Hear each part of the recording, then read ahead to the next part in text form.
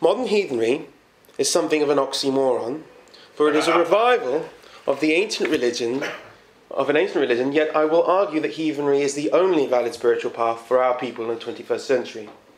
Hail to those that listen. Western Christianity is in decline, yet other non-European religions are growing. What Weber termed Entzauberung, disenchantment, is the effect of an insipid spiritual exhaustion among our people.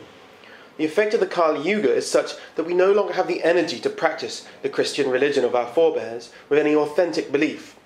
The widespread dependence on rationalist explanations for the questions of existence is symptomatic of a mindset trapped entirely in the material realm. People have been trapped because they no longer have the spiritual energy required to believe in things. One cannot revive Christianity, in my opinion, for it contains the very seeds of its own decay. The Reformation, the Enlightenment, humanism and Marxism all grow inevitably from the internalization of its totalitarian universal doctrine. Nor can we invent a new religion from scratch, for this shady undertaking would distort the very meaning of religion itself and would be inauthentic due to an absence of tradition which would give it legitimacy. A third option, which is proving increasingly popular among people like us, is to revive the pre-Christian traditions of our European ancestors. How then should this be approached? Pope Julius II pulled down old St. Peter's Basilica, one of the largest and oldest churches in the world, so that it could be replaced with a newer version. This was not modernization or destruction of tradition.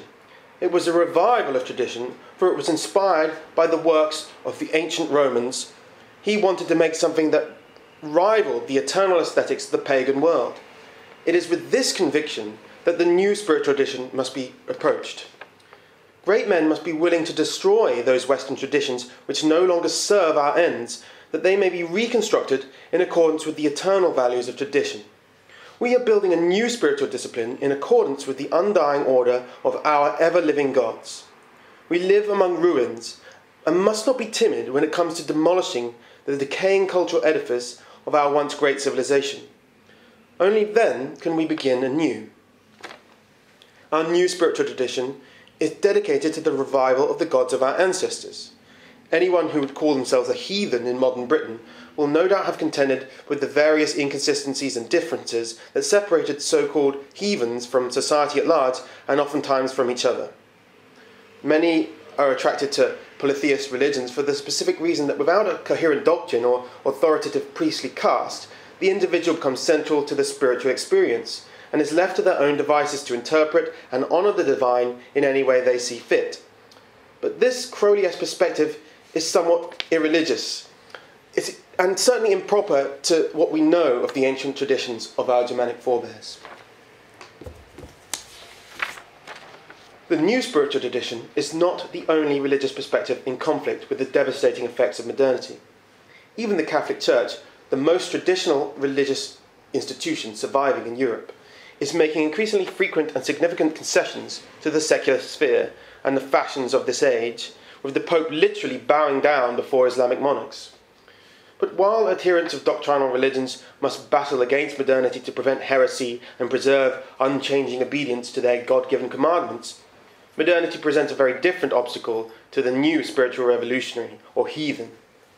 It is my contention that heathenry, with its deep reverence for our natural world and for our ancestors, must necessarily be anti-modern.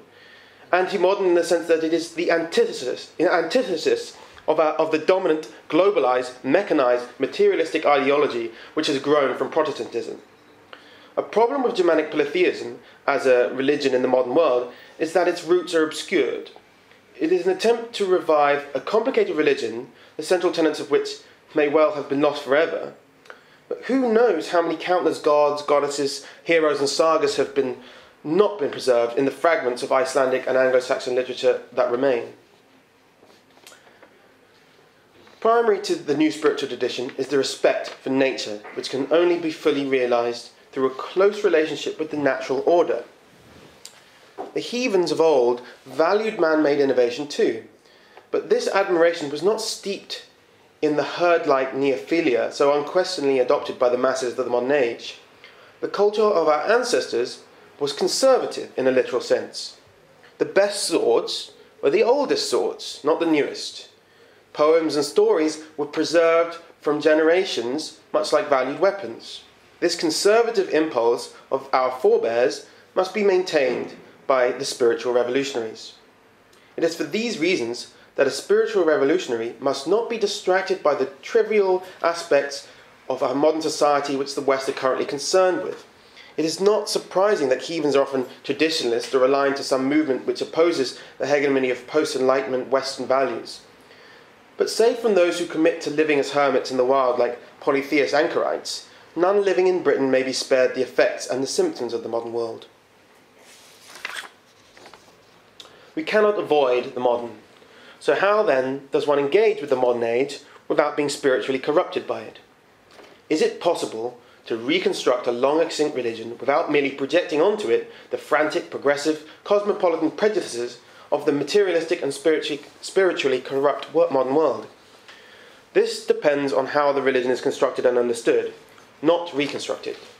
The problem with neo-heathenism lies with the balance of historicity and inherent spiritual insight. The task of a heathen is harder than that of a Christian who inherits a set of traditions with which to understand the divine through action and faith. We can look at the Eddas, sagas and archaeological evidence and try to piece together the remnant records of a dead religion, but this cannot provide the complete foundations of an authentic spiritual worldview. Someone who is spiritually heathen must engage in rituals that demonstrate a deep reverence for and a sincere attempt to connect with both nature and one's ancestors. This, I think, should be compulsory. This primary focus of heathenism should be apparent in general conduct and a commitment to meditative disciplines which are conducive to these goals.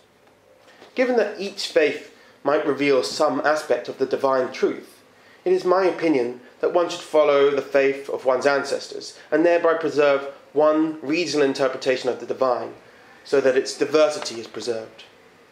A heathen in the West is confronted with the paradox that he must worship his ancestors despite the fact they were Christians who abhorred such practices.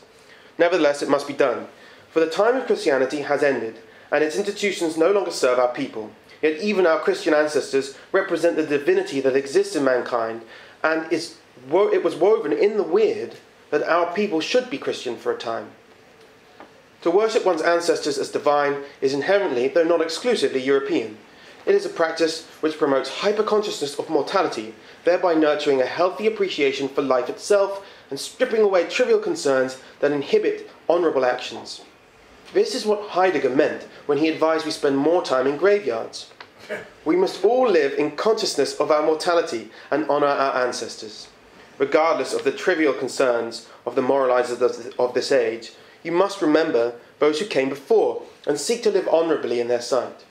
This is something we should feel compelled to do. It is this reverence for our predecessors that draws us to their ancient ways. No spiritual revolutionary can believe it is by chance that after all these centuries there are still people discussing, honouring and worshipping the gods of old. What was the motivation for all the academics and intellectuals who in dusty libraries have studied ancient manuscripts and archaeological artefacts to reconstruct something of the spiritual beliefs of the Germanic peoples? Was it cold, intellectual pursuit of knowledge? I think not. There is a desire among such people to reveal an ancient truth about our ancestors, and thus ourselves. Their quest for knowledge was fueled by spiritual forces. It was Odinic. But we must not fall into the trap of mistaking antiquarianism and historical research for spirituality. No one can call this kind of rooting for facts and guessing at how things were done a religion. Certainly the stories, legends and mythologies of Iceland and Anglo-Saxon England are a window into the lives and beliefs of those who came before us. But, as I have said, they are not the foundation entirely of the new spiritual tradition. Muslims and Christians believe that the era of divine revelation is over, that no more prophets can come. Even when Catholics accept that someone has received a private revelation from a Marian apparition, they maintain that no new information can be departed from the divine realm. We don't have to think like that. The era of revelation ended with the death of the last living apostle, and so to Muslims and Christians, the link between the divine and material worlds is severed. No new information about their religions can ever be learned through communication with the divine. These religions are dead, while ours lives and grows. Buddha achieved nirvana by himself through nothing but meditation, like Woden, who through ritual fasting and intense meditation came to a divine realization. So it must be with the spiritual revolutionary. A true understanding of the new spiritual tradition as a living force is not to be found in the sagas, the Eddas, or in a discussion with so-called experts. It is through communication with the natural world and deep meditation, using the runes to organize your thoughts and not being swept up by the trivial distractions that plague our modern world. Heathenism is not an unbroken tradition, and therefore requires spiritual innovation, but we must not degenerate into mere quackery and falsehood. The transformation of the historical sources into the foundations of the new spiritual tradition depends on esoteric interpretation of the myths and on knowledge of other Indo-European traditions. Many scholars have realized the obvious connections between Hinduism and the Germanic spiritual tradition. These connections are doubtless due to common descent from a primordial Indo-European religion and are of particular importance to anyone who calls himself a heathen, for it is only by identifying the eternal Indo-European tradition preserved in Norse mythology that we may truly understand and preserve this spiritual path. Just as Wahhabi and Salafi Islam are the more simplistic, purely exoteric manifestations of that religion, while Sufis represent what Gunon identified as the esoteric dimension of it. Similarly, there are both esoteric and exoteric aspects of the new spiritual tradition of heathenism. The names of God are repeated by Sufis in a way similar to Gangari's recitation of Odin's names in Gylfaginning. There is also an example in the European synchronism in the Bhagavad Gita, which relates that one may transcend the material bondage of the Kali Yuga by chanting the names of Krishna. Learning and chanting the names of Lord Odin, as related in Gylfaginning, should be a standard meditative practice of our new tradition. We should also make pilgrimages to the ancient holy sites of our land, so as to strengthen our relationship with it and our ancestors. It is authentic rituals, such as these, which will fortify our belief and strengthen the movement. But if our spiritual movement is to be anything more than a game of make-believe and historical reenactment, then we must offer an authentic spiritual path through which our people may come to understand themselves and find meaning in their lives. Gosh.